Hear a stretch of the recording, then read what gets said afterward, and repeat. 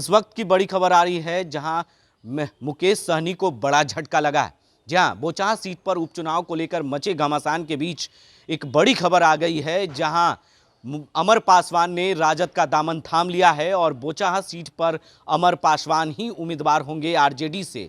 जो अमर पासवान के पिता वीआईपी से जो है जीते हुए कैंडिडेट थे, लेकिन उनकी निधन हो जाने के बाद इस सीट पर उपचुनाव हो रहे हैं, जिसको लेकर अब इस बीच में सियासत तेज हो गई है और अमर पासवान आरजेडी के प्रत्याशी होंगे। आरजेडी का दामन थाम लिया है। अब वहीं राजद प्रदेश अध्यक्ष जगदानंद सिंह ने उनको पार्टी का सदस्यता दिलाया है अमर पासवान को, और कहा है कि दलित होने के नाते एनडीए से हमारा टिकट काट दिया।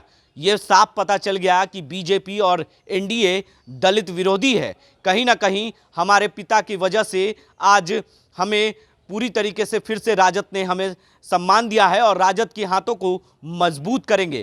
क्या कुछ कहा है अमर पासवान ने राजद के दामन थामने के बाद?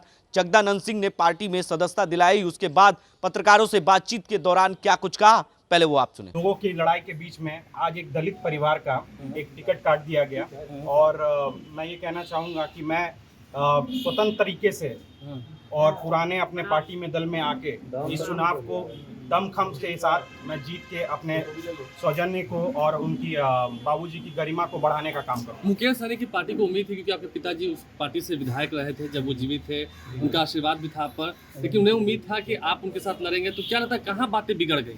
क्या मुकेश सहनी ने गलत किया बीजेपी के खिलाफ होकर?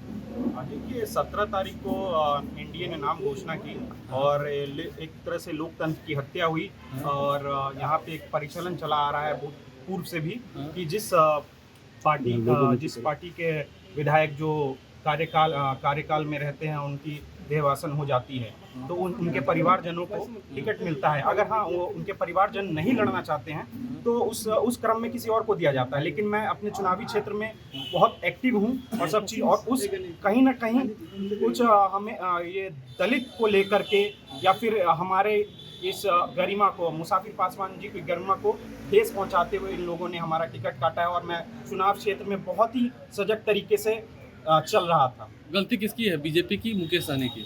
यहाँ पे उन्होंने आपसी लड़ाई में हमारा ये आरजेडी से बात हो गई? आरजेडी से बात हो गई जी, राजद मैंने ज्वाइन कर लिया। आरजेडी से आपकी बात हो गई? आप ही चुनाव लड़ेंगे? जी हम ही चुनाव लड़ेंगे। आरजेडी से कंफर्म है? जी आरजेडी से। कब नॉमिनेशन कब कर रहा है, क्या कुछ कहा गया है पार्टी की तरफ से? अभी बात चल रही है और मैं आपको। तो आपने सुना कि किस तरीके से अमर पासवान ने कहा कि आरजेडी ने पूरी भरोसा दिलाई है और हम ही उम्मीदवार होंगे बोचाहा सीट पर और आरजेडी जल्द ही हमें टिकट देगी और जल्द हम नामांकन करेंगे और फिर आप सब लोगों से यानी पत्रकारों से बातचीत भी करेंगे। अब देखना होगा कि इस सीट पर वीआईपी से कौन उम्मीदवार होंगे। आगे की अपडेट्स के लिए आप बने रहें देश न्यूज़ के साथ और देखते रहें।